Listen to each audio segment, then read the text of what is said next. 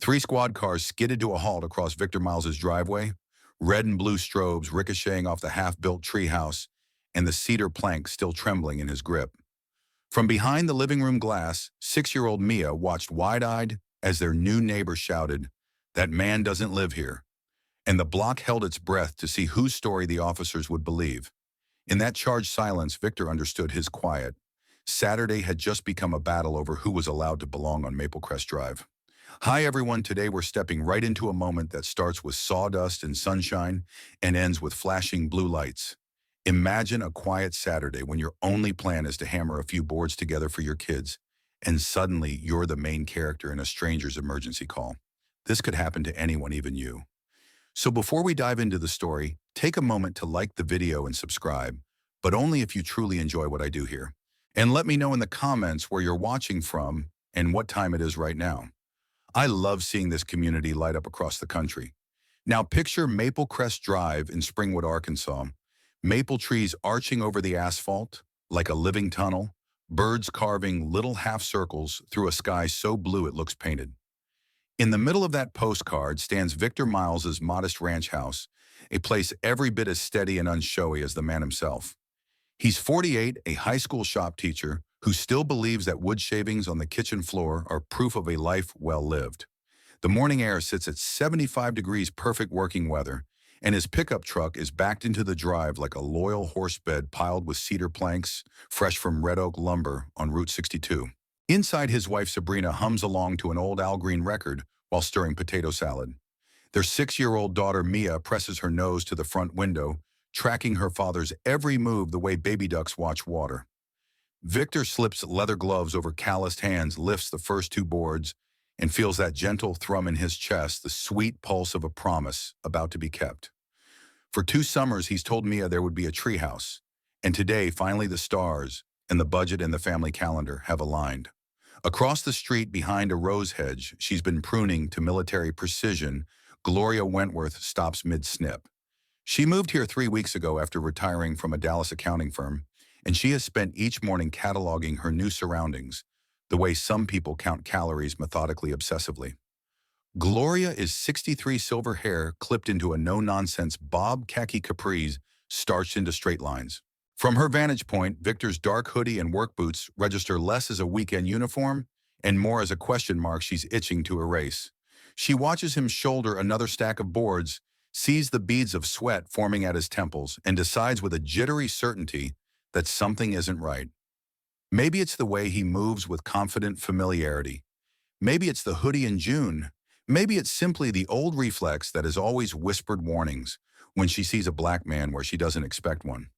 Whatever the spark, it ignites a story in her head: burglary and broad daylight, children's safety at stake, her new sanctuary under threat.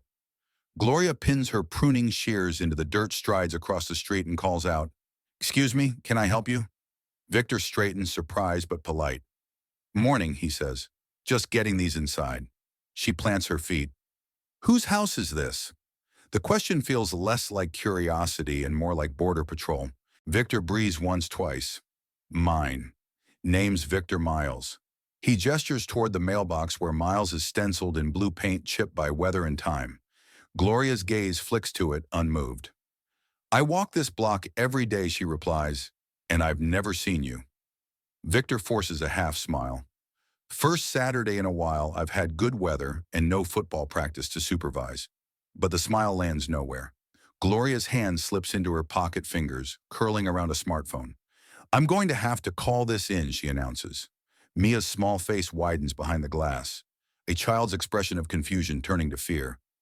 Victor's jaw sets. "Ma'am, please, my kid is watching." Gloria raises the phone, taps 911, and turns away so he can't intercept the words forming on her lips. The operator's voice leaks through the speaker as Gloria describes a suspicious male unloading unknown items into the backyard.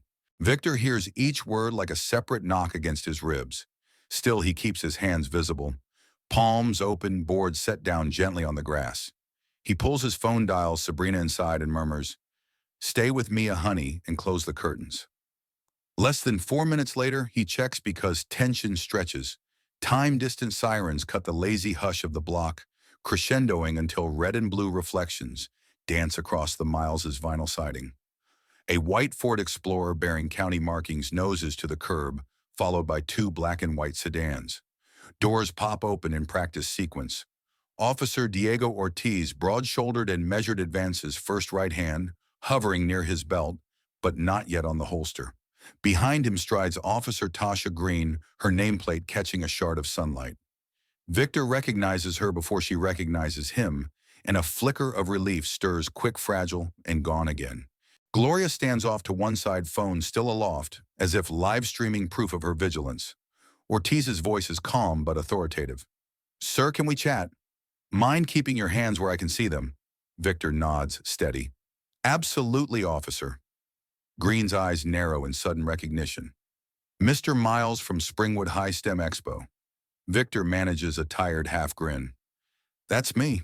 Her shoulders relax a fraction while Ortiz processes the exchange, glancing from badge to builder to accusatory neighbor.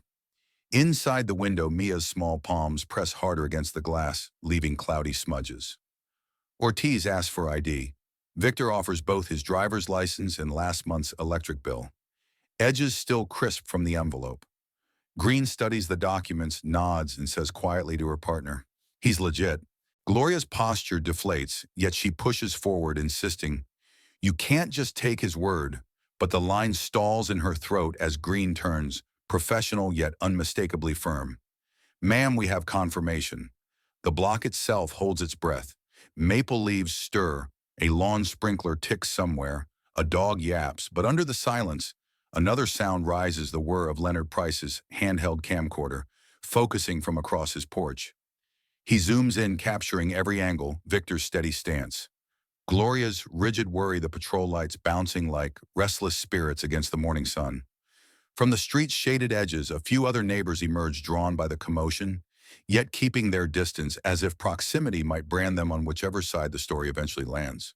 And in that suspended moment between accusation and acknowledgement, Victor understands that his simple Saturday has been rewritten, the treehouse postponed, replaced by a new structure entirely, one built of fear, assumption, and the loud uncertainty of sirens that still spin even after the crisis has quietly emptied itself into the Arkansas air. Officer Ortiz returns the documents, offers a curt apology, no more personal than the weather report, and signals the all clear to dispatch.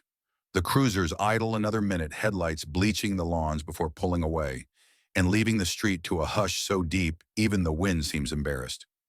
Victor exhales, bends to lift the last cedar plank, then feels the weight of eyes, Gloria's flinty stare still fixed on him, Leonard's camera still tracking like a lighthouse lamp, neighbors lingering behind curtains as if they've paid admission for the show and want their money's worth. Mia's small face has vanished from the window, but he knows she's somewhere just beyond the drapes, questions blooming faster than he'll be able to trim them.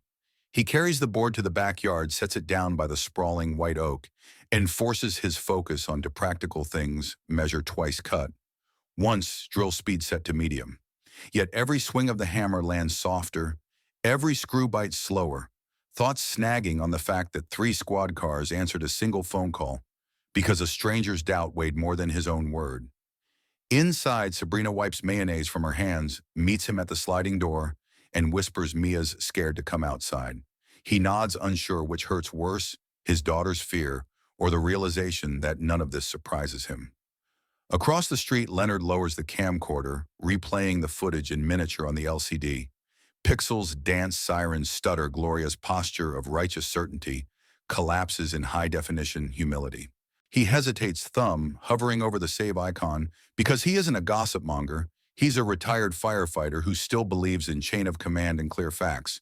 But he also believes in daylight, and something about that blue-red kaleidoscope on Victor's sighting feels wrong in daylight.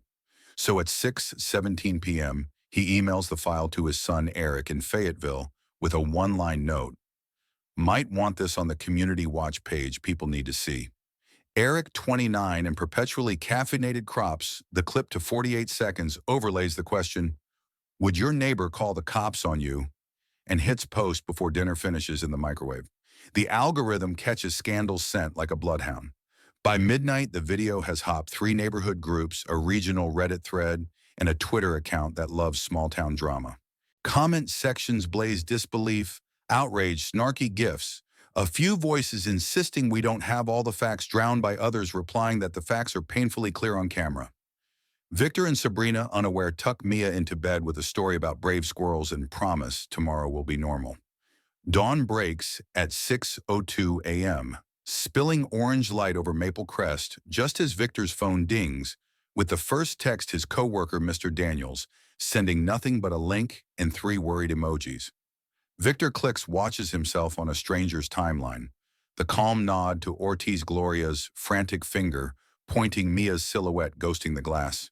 He feels a double vision nausea, seeing both the actual Saturday he lived and the digitized Saturday everyone else now owns. By 8:30, his voicemail is full. Local news asks for a statement. His principal, Mrs. Lovett, offers a personal day. A civil rights nonprofit invites him to speak at their June luncheon. Sabrina scrolls through Facebook and stops counting shares after the number tops 14,000. She slams the laptop shut, muttering, "People love a fire if they're not the ones burning." Meanwhile, Gloria's morning routine dissolves. Overnight, her phone has filled with messages, some furious, some patronizing, a few sincere friends urging her to apologize before the story swells even bigger. She sits at her kitchen island staring at a mug that's gone cold, replaying the scene until Victor's steady eyes haunt every reflective surface in the house. Her younger brother's email lands like a brick. "You taught me to be fair, glow. What happened?" She types a reply, deletes it, types again, deletes again, finally closes the lid and presses her palms to her temples as if pushing back a storm. By lunchtime, Victor's day resembles a press junket. Reporters park outside the cul-de-sac. One shouts questions from the sidewalk until Officer Green, on routine patrol, reminds her the street is still under local trespass laws. Green later eases her cruiser beside Victor's driveway and lowers the passenger window. "You holding up?" she asks. He shrugs, a gesture too small for the size of his fatigue. She tells him the department's public information officer will stress that no force was used, no charges filed, and that Victor cooperated fully, language that feels like a consolation prize for being mistaken. He thanks her, then asks whether Mia could tour the precinct, sometime meet the officers when the lights aren't flashing. Green's eyes soften. She says yes, they'll set it up next week, anything to replace this memory with a better one. Inside, Sabrina schedules extra counseling hours at Mia's elementary school, knowing kids process fear in slow drips. Her own fear she bottles for later, labeling it "deal with eventually," the way mothers have done for centuries.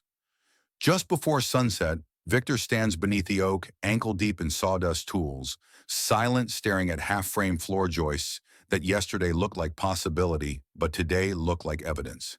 He scrolls through new notifications, strangers praising his composure, activists urging him to demand restitution, conspiracy theorists guessing the whole thing was staged. One message from a student cuts through the noise. "Mr. Miles, you always tell us character shows up in crisis. You showed us." He smiles, brief and sad, pockets the phone, and tries to remember the exact joy he felt when that first plank came off the truck. Across the street, Gloria peers through Venetian blinds, clutching a yellow legal pad, covered in scribbles, drafts of an apology she can't yet speak aloud. She watches him gather tools for the night, sees the slump in his shoulders that wasn't there yesterday, and for the first time admits to herself, if to no one else, that her phone call stole something she can't give back.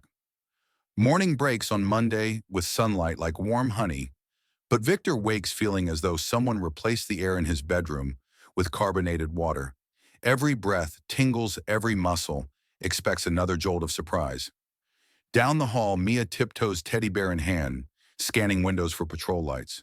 Sabrina nudges Victor, whispers that the local affiliate left a voicemail requesting a positive soundbite. Victor's first coffee tastes like burnt headlines. His phone pings again, Principal Lovett repeating her offer of a personal day, and adding that the mayor's office would be honored if he shared his perspective at a televised town hall about neighborhood trust.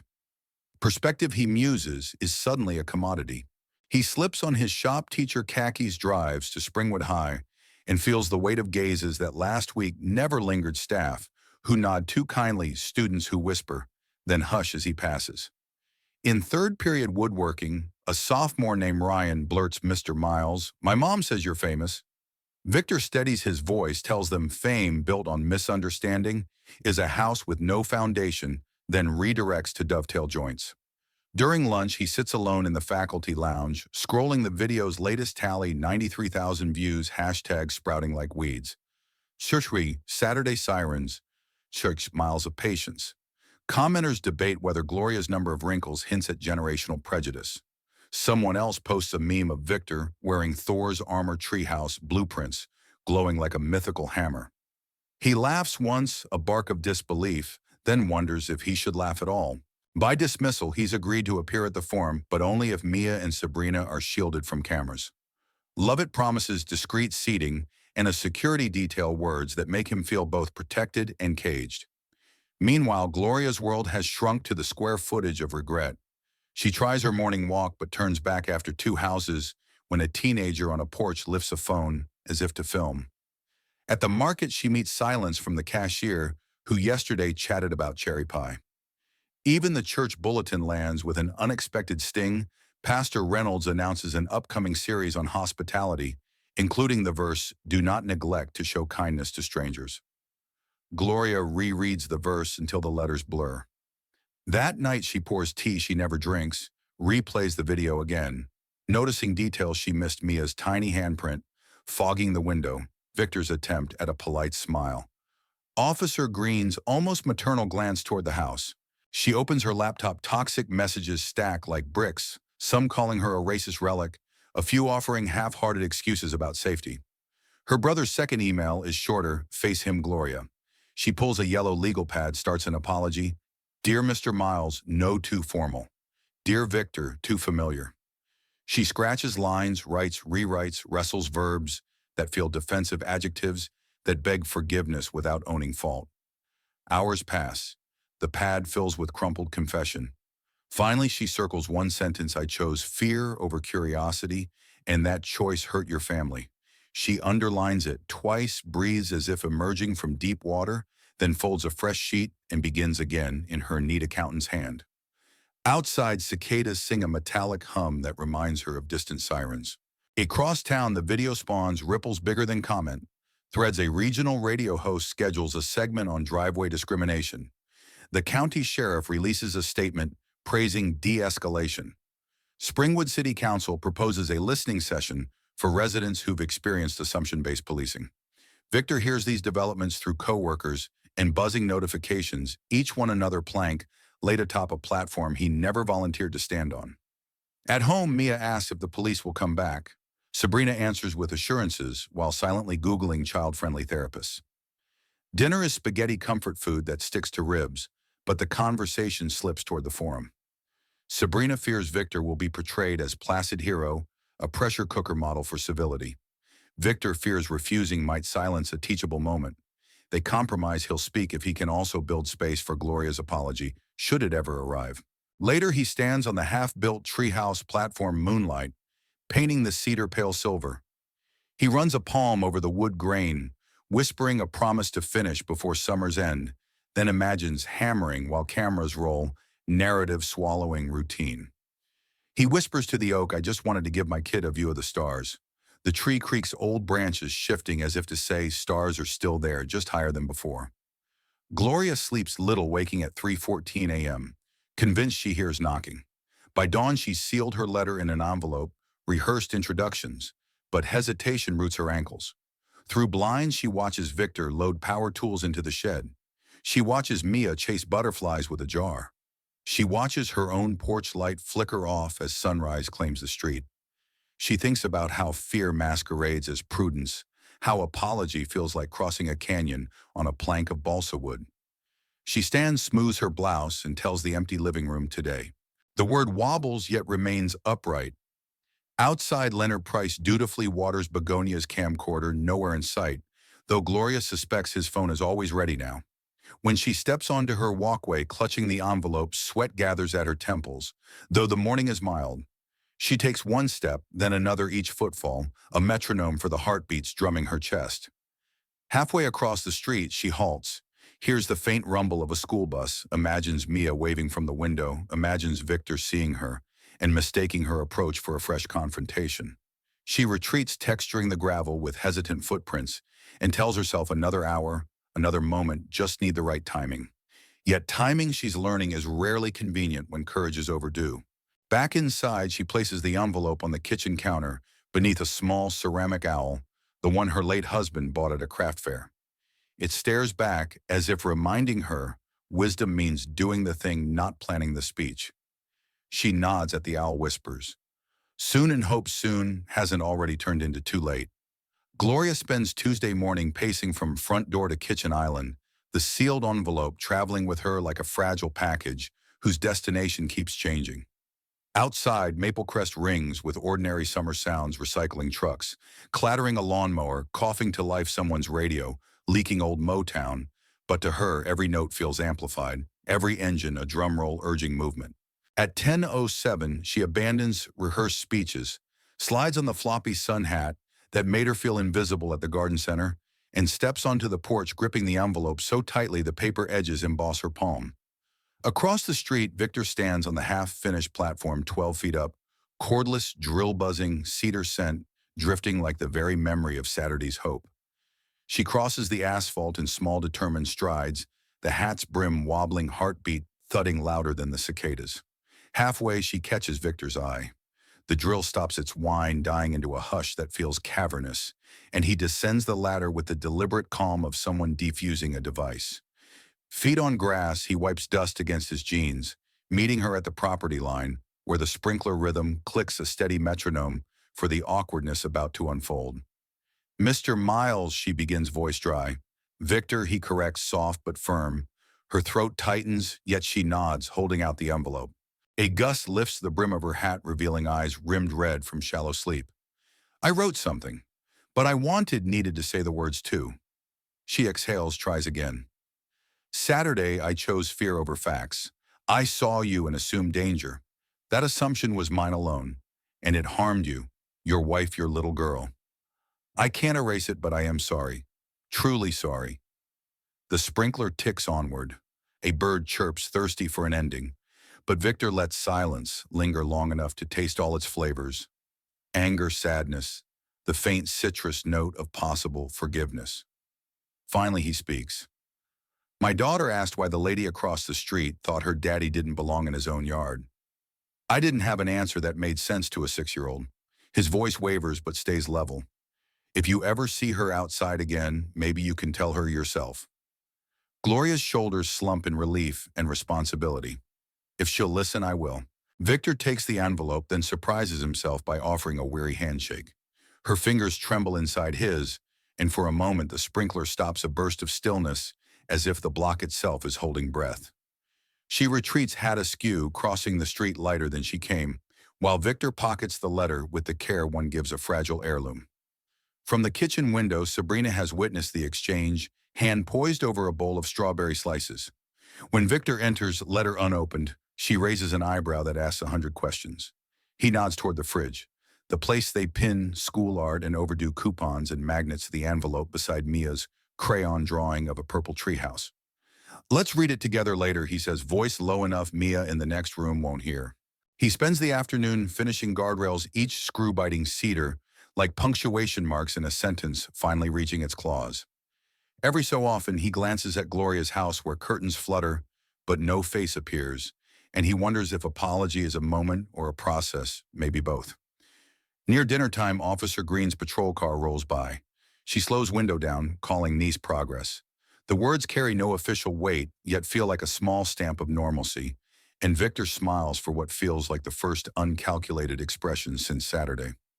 After meatloaf and mashed potatoes, they gather on the couch, Victor, Sabrina, Mia, wedged between to open the letter. Gloria's penmanship is meticulous, accountant steady. The first line repeats aloud what she'd spoken, but then branches into admissions no camera could have caught. "I thought policing was safety, but Saturday showed me it can be a weapon if used from fear. I saw a hoodie, not a human history. I am committed to unlearning that reflex, even if it takes the rest of my life." Tears blur Sabrina's sight. Victor rubs his thumb over Gloria's signature, as though confirming ink is real. Mia asks, "Is she still mad at us?" and Victor pulls her close, explaining in a child's metric that sometimes people make mistakes because they're scared and brave people say sorry and try again. At bedtime, Mia places her teddy bear at the window to guard the treehouse, declaring no more sirens allowed. Victor kisses her forehead, marveling at a resilience adults spend decades trying to reclaim. Later, porch lights glow up and down the block, little beacons against the Arkansas dusk. Victor and Sabrina sip sweet tea on the steps, where Saturday morning he first set down cedar planks, the air now laced with honeysuckle and hesitant possibility. Sabrina breaks the hush, Principal Lovett called. Reminded you the town hall is Thursday. He exhales through his nose nods. I'll go, but I don't want to be the mascot of calm black men. She rests a hand on his knee. Then be the builder. Share what you know about making things sturdy like this platform. He chuckles, remembering the dovetail lecture earlier, then grows thoughtful. What if I ask Gloria to attend, not as spectacle, just as someone willing to learn publicly? Sabrina considers picturing camera flashes and social media hot takes, but also picturing Mia one day, telling classmates her dad turned a bad moment into a bigger conversation. If she agrees, Sabrina says, I'll save her a seat. Across the street, Gloria watches them from behind parted blinds, owl figurine clutched to her chest. When she sees Victor lift his tea in a subtle salute, she answers with a tiny wave, an awkward semaphore of new intentions. Inside her living room, flyers for a neighborhood cookout lie drafted on the coffee table. Sharpie ink, still wet, let's talk. Let's eat. Let's do better, she whispers to the owl. Tomorrow we print. 2 houses down, Leonard uploads a fresh post. Treehouse nearly done. Maybe we all lend a hand this weekend. Comments pour in offers of paint promises of lemonade, a teenager volunteering a Bluetooth speaker for proper Motown vibes. Maple Crest, once a quiet block of courteous distance, begins to hum with collaborative energy. Each neighbor tugging a thread toward connection, stitching something larger than a single apology, perhaps a quilt big enough to cover the chill left by sirens. And as Victor locks the shed for the night moonlight brushing cedar beams like silver varnish, he thinks of that long-ago promise to give Mia a view of the stars and realizes the treehouse might offer everyone else a higher vantage too. One where fear looks smaller and belonging looks as obvious as a name painted in blue on a battered mailbox. Thursday evening arrives with humidity heavy enough to crease shirt collars before guests even step inside Springwood's historic town hall, a brick building that once hosted quilting bees and now hums with camera batteries and cautious hopes. Victor stands backstage gripping a note card he never intends to read, the cedar scent of his workshop somehow clinging to his sleeves as a reminder of what really matters. He told Principal Lovett he'd only appear if the stage were shared, and so beside him waits Gloria Wentworth. Lips pressed but steady, the yellow legal pad tucked in her purse like both shield and confession. The moderator, a local news anchor famous for brisk sign-offs, briefs them on timing gestures toward a semicircle of folding chairs, city council reps, Officer Ortiz in dress blues, and Officer Green in civilian slacks that still manage to radiate authority. In the front row, Sabrina sits with Mia on her lap, the little girl clutching that purple treehouse, drawing like a VIP pass. When Victor's name is announced, the room's applause feels genuine, but weighted as if each clap carries a question. Will you stay calm this time too? He breezes past it, steps to the lectern, and begins without preamble.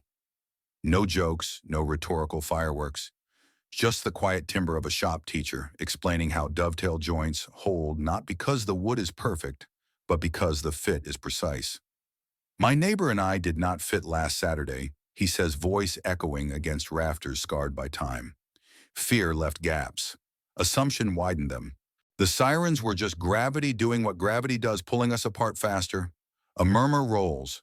Cameras blink like fireflies. He doesn't mention race directly. He doesn't have to. It shimmers in every syllable. Instead, he invites Gloria forward. She unfolds her letter, hands trembling, and reads the same sentence Mia can now recite. I chose fear over curiosity. The room holds still, even the AC vent pausing its rattle. When she finishes, Victor offers a nod, not absolution, not encore, but acknowledgement that the hardest words are sometimes only the first step on a staircase no one else can climb for you. Officer Green speaks next, describing de-escalation as a verb, not a policy. Ortiz follows, admitting the ease with which training can be weaponized by another person's panic. Questions swirl, some sharp, some searching. But the moment that endures is small. Mia waving shyly at Gloria, Gloria waving back with watery eyes, and somewhere between them, a fragile bridge no algorithm could design. Saturday's cookout dawns under a sky scrubbed clean by an overnight shower, the asphalt still steaming when volunteers set up tables on the Miles's lawn. Flyers taped to mailboxes flit like white butterflies, carrying the promise, let's eat, let's talk, let's do better. Leonard arrives first, dragging two coolers packed with iced tea and root beer, his camcorder nowhere in sight because today isn't for documenting, it's for doing. Next comes Mrs. Navarro from 3 doors down, balancing aluminum trays of tamales. Then the Patel twins wheel over a Bluetooth speaker, blasting the same Motown track that leaked from Gloria's radio windows ago, a callback so perfect, Victor laughs out loud. By 4 o'clock, Maple Crest has morphed into a patchwork carnival of lawn chairs, picnic blankets, and conversational knots that tighten, loosen, retie in new patterns. Officer Green and Ortiz stroll in, wearing off-duty polos, each carrying a pie. A cluster of teens breaks into applause that startles them into sheepish grins. Gloria arrives last, cornbread in hand, escorted by her younger brother, whose arm stays on her shoulder until she insists she's steady enough to stand alone. She places the dish beside Sabrina's potato salad, the same bowl Sabrina stirred when sirens swallowed Saturday, and the two women exchange a quiet nod that feels louder than forgiveness. As grill smoke curls upward, Victor climbs the newly finished ladder paint still drying in streaks of sky blue and unfurls a simple banner. Mia colored herself, "Tree House Now Open." Cheers erupt. Children swarm the rope railing. Parents gulp fear, then release it when Victor steadies every little sneaker on the rungs. At sunset, someone pushes the Bluetooth volume higher, and Ain't No Mountain High Enough rolls across the block, folding distance until even the shyest neighbor sways. Gloria finds Mia near the lemonade cooler, crouches to eye level, and asks if she can visit the treehouse one day. Mia considers, then answers with the solemn authority of childhood, "If you bring more cornbread." Laughter ripples, promises form. Ortiz volunteers to add a safety rail. Leonard pledges to film only the ribbon cutting for school archives. And above it all, the oak tree stands colossal and gentle branches, cradling the platform like arms around new belief. Night settles slow, bringing a hush that feels less like the aftermath of noise and more like the breath between verses of a song everyone now knows the tune to. Victor and Sabrina linger on the lawn, packing chairs, their fingertips brushing lightning bug flashes from the air while neighbors drift home, carrying leftovers and lighter hearts. Gloria hesitates at the curb, turning back to study the banner now sagging under dew. She lifts a hand in farewell, then heads to her porch, where the ceramic owl waits, gaze less reproachful than before. Above, the moon hangs like a fresh nail Victor might yet hammer into another promise. He gathers Mia into his arms, climbing the ladder together for the first official Star Watch. From 12 feet up, Maple Crest looks stitched together, driveways, hedges, and histories overlapping. Sabrina passes up 2 mugs of cocoa, and for the first time in a week, not a single phone screen glows. The only light is lunar, the only soundtrack, a cricket lullaby. Victor points out Orion's belt, then pauses, remembers the sprinklers tick, the sirens wail, the doubt in Gloria's eyes, and realizes those sounds no longer own the narrative. Tonight's story is the hush after applause, the stillness of boards locked in place, the soft exhale of a family who can finally see the stars from their own backyard. He whispers to Mia, "Remember when you asked why that lady thought we didn't live here?" Mia nods, Coco mustaching her lip. "What do you think now?" She considers the glowing porch lights dotting the street like landing beacons. "I think maybe people forget to look first," she says. Victor smiles, kisses her forehead, and decides tomorrow he'll teach her how to sand cedar smooth enough to catch starlight. Somewhere below, Sabrina hums a closing bar of What's Going On, and the melody drifts upward, slipping between oak leaves to mingle with constellations. Maple Crest Drive breathes as one. No sirens, no whispers, just the slow, new rhythm of a block that traded suspicion for conversation and found the tune easier to dance to than anyone expected. Let's slow things down now, the way evening cools a porch after a July blaze, and linger on what we just witnessed. A single phone call born of fear sent flashing lights across Maple Crest Drive. Yet the same human voices that summoned division also carried invitations, apologies, and eventually the laughter of a neighborhood, learning to move in harmony. If tonight's story nudged your heart, remember that every community, yours, mine, the one just beyond your front step, rests on choices as small and mighty as Gloria's walk across the street or Victor's decision to shake a trembling hand. We all carry our own hoodie on a Saturday reflexes. They may whisper caution, they may shout judgment, but they are not immovable. Curiosity can soften them. Conversation can rewire them. And yes, sometimes it takes a viral video or a 6-year-old's honest question to start the work. But the deeper change grows later, away from cameras in backyards, where cedar planks turn into platforms for stargazing. So ask yourself, when was the last time you waved, first asked, a name offered cornbread rather than conclusions? The next time suspicion tugs at your sleeve, pause long enough to check whether curiosity might fit better. Build a figurative treehouse, someplace where neighbors stand eye level, where perspective lifts us above hedges and property lines. And if you already have that view, invite someone up the ladder. Maybe they'll bring pie. Maybe they'll bring a story. Either way, the stars look brighter when more eyes share the sky. Thank you for spending this time with me, for believing that justice isn't a courtroom moment, but a daily practice measured in teaspoons of trust and 2x4s of empathy. Rest well, hold your loved ones close, and tomorrow let's each take one small step from fear toward familiarity. Good night, friends.